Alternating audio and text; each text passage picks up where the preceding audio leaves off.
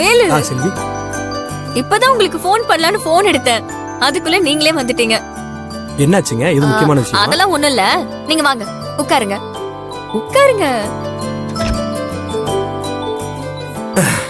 அப்பா, என்னங்க ஏதோ போன் பண்ணணும்னு நினைச்சேன்னு சொன்னீங்கல்ல, என்ன விஷயம்? அதெல்லாம் ஒண்ணும் இல்ல. நீங்க இன்னைக்கு திருமமா ஹோட்டலுக்கு நம்ம ஹோட்டல்ல இருந்து சாப்பாடு ரெடி பண்ணி கொண்டு போனீங்களே, அத பத்தி தான் கேட்க வந்தேன். எல்லாம் நல்லபடியா போச்சா? எதுவும் பிரச்சனை எல்லாம் இல்லல? கஸ்டமர்ஸ் எல்லாம் திருப்தியா சாப்பிட்டாங்களா? மாமா என்ன சொன்னாரு? வந்தவங்க எல்லாருமே சந்தோஷமா மன நிறைவா சாப்பிட்டுட்டு போனாங்க. நான் கூட நடந்த பிரச்சனையில நம்ம ரெகுலர் கஸ்டமர்ஸ் எல்லாம் இழந்துருவோமோ, ஹோட்டல் பேரு கெட்டு போயிருமோன்னு ரொம்ப பயந்துட்டு இருந்தேன். ஆனா கடவுள் புண்ணியத்துல எதுவுமே நடக்கல. எல்லாத்தையும் சூப்பரா சரி பண்ணியாச்சு.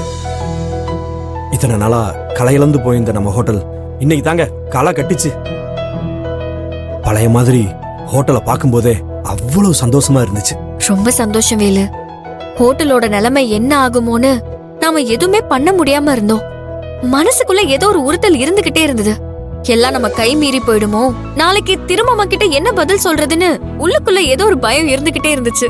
ஆனா இப்போ நீங்க சொன்னதை கேட்டதுக்கு அப்புறம் தான் மனசு நிம்மதியா இருக்கு. இனிமே ஹோட்டல் விஷயத்துல திருமமாவுக்கு எந்த மன கஷ்டமும் வராது. ஆமாங்க, அண்ணன் இன்னைக்கு பழைய மாதிரி உற்சாகமா ஹோட்டல் எடுத்து நடத்துச்சு. எங்க நடந்ததெல்லாம் நினைச்சு எங்க வருத்தப்படுமோ அப்படின்னு நினைச்சு கவலைப்பட்டுக்கிட்டே தான் போனேன். ஆனா சாப்பாட்டோட என்ன பார்த்ததும் ரொம்ப ரொம்ப சந்தோஷப்பட்டாரு. எப்படியோங்க ஹோட்டல் பிரச்சனைக்கு ஒரு முடிவு வந்துருச்சு. என்ன ஒண்ணு, அண்ணனை இப்படி பாக்குறதுக்கு தான் மனசுக்கு கொஞ்சம் சங்கடமா இருந்துச்சு.